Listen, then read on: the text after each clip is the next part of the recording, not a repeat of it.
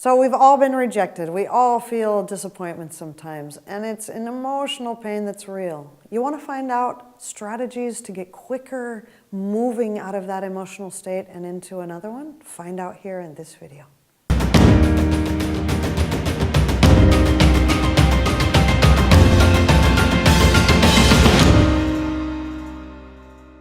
But in this video today, I want to look at 5 common emotional and mental responses to pain, okay? And these common responses actually block our creative flow.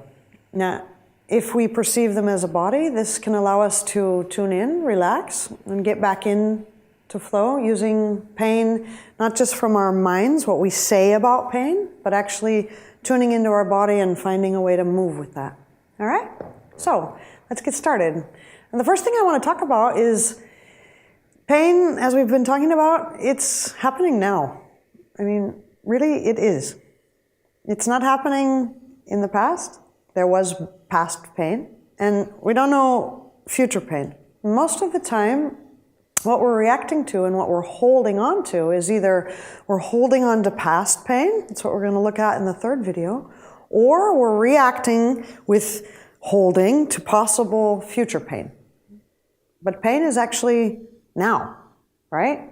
Now, when we're in a holding and contracting around past pain or future pain, we're in a constant state of fear. The fear of further possible pain. We might later get our feelings hurt like we were back then. And then we don't actually know how to respond to what's happening right now, to whatever is going on in our now state. And in our now state, something happens and we're already in a state of being which knows I'm supposed to feel really disappointed by that. I'm supposed to be really hurt by that. Yeah? Now, in our creativity, the more this happens, the more that we become afraid of an imagined possible pain, an imagined possible shaming of us, yeah, in our future.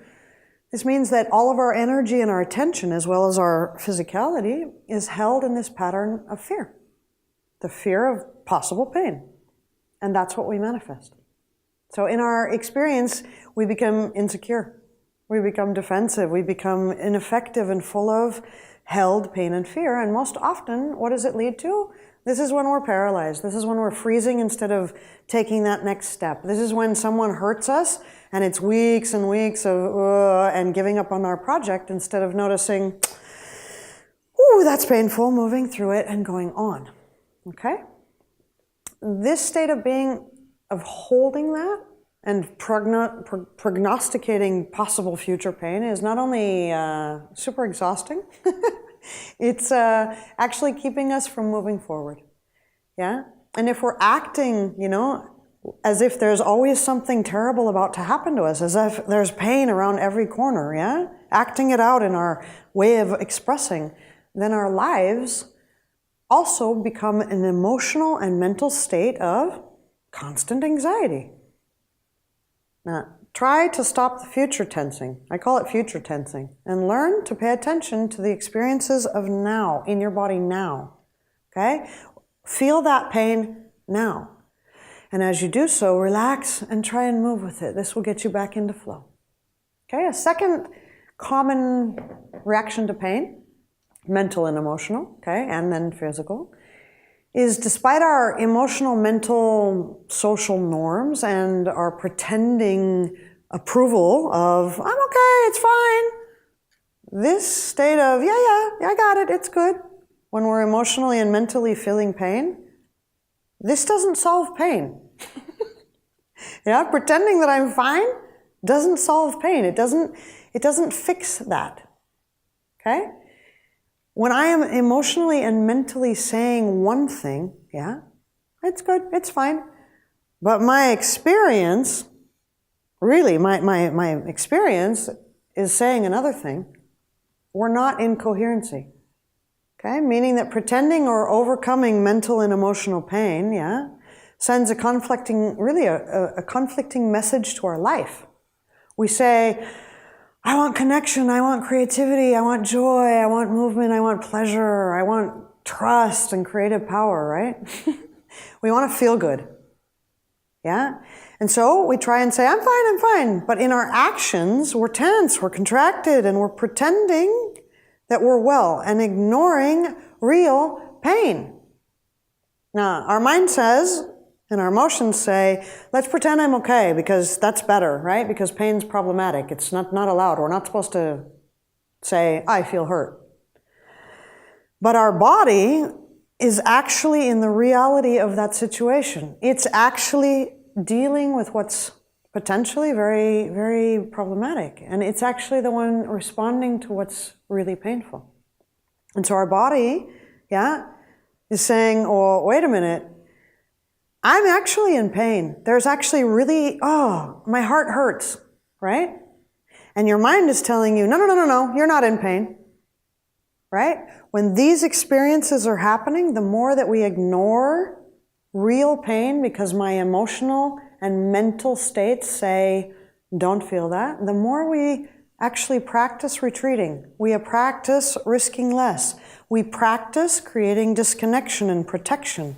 And we practice becoming defensive. Now guys, that's where we start being out of flow. Pretending to be well does not lead us to be well or experiencing less pain. Feeling and dealing with our pain and acknowledging our real states, the real states that we're in, and allowing the natural movement of that pain to flow physically. This is what creates our experience, the desired result of moving out of pain. Not pretending, ignoring. Actually dealing with pain and moving out of it. This is what creates the desire of letting go of pain. Okay? So a third big thing that we do in pain, and it's related, is we shame the pain. Right? We say that pain is something that we should pretend we don't have. Now, why was this? Why do we pretend that we don't have pain? What's the point of that, really? If actually the natural movement of our body is just to feel it and move through it and go on. Now, why do we do this? Is because that's what we were taught. And that's what was continually expressed around us and still is today. What were you told about your own pain? I mean, I was told often that it's not so bad, or to get over it, or to hide it. And I felt in my surroundings that pain was something that was shameful, that pain was happening as if I was being punished, or bad people were doing something wrong and they deserved it. I mean, you can see where religion comes in, right? Yet we felt the pain that others hid, or overcame, or held on to, and this was expressed as their depression, their aggression, their anxiety. And more simply, this was expressed as a kind of numbness towards our life. Now, we also felt our own pain. When someone around us was repressing their pain, it created also pain in us. And we were told, like they were doing, to ignore that pain. Now, what does it mean? It meant that joy was missing. Now, this shaming around pain and our way of learned dealing with pain in our lives, as if it were my fault, as if it's a punishment that I could fix if I were better, This, in my opinion, is the root cause of our stuck creative flow, of our stuck emotional and mental pain. This emotional and mental pain will eventually create physical pain. Now, pain is as if shameful in our state of mind right now. And when we shame ourselves and others, right, we do it. Come on, man up, stop being so dramatic, emotional, don't be so whiny, stop trying to get attention. I mean, you all have your own list, right? Now, we were taught this way of dealing with it. And we are supported, in our way of showing this. We were taught that ignoring pain was brave. That ignoring and repressing pain showed that you were good and that you were strong. But is this really true? Or is this just an idea? Is this truly what is happening in our experience? Again, why are 300 million of us depressed? I mean, something in our ideas about pain Our emotional ideas are not translating into our real life experience. So look into how you're shaming yourself in response to your pain. Ask yourself, really, what am I not okay with about pain? And this will allow you to start the process of returning and agreeing that it's okay to feel pain. It's what happens, and to get back into that movement.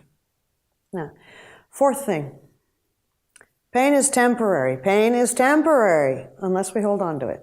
Now, when we're in pain, it's our immediate response and call to attention to resolve that source of pain is do it now, pay attention now, change it now, right? And as we said before, this is the best case scenario. We're not meant to hold on to pain. Our body does not do well with prolonged pain. So what causes pain to become long-term and chronic states of being, like what we talked about last week? It's really because we contract around it and then we hold it.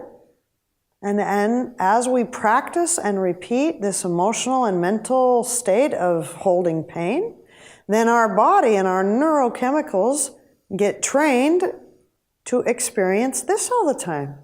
And this starts to be what is our life. This is normal. Now, the more that I stop, get back into my muscles, my breathing, train a different state, the more our hearts and our emotions and our physical responses to pain can return to flow. And then the more that states of pain are not what we become. Instead, we become states of movement again. We become states of joy, expansiveness, and pleasure. That's what your aim is to do when you're looking at embodying emotional and mental pain and letting it flow. Now, what we do often when we're contracting, think about it.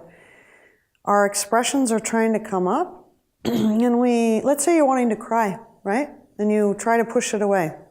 What do? We contract our necks, we hold our chests, we hold our faces, and we try not to cry, right?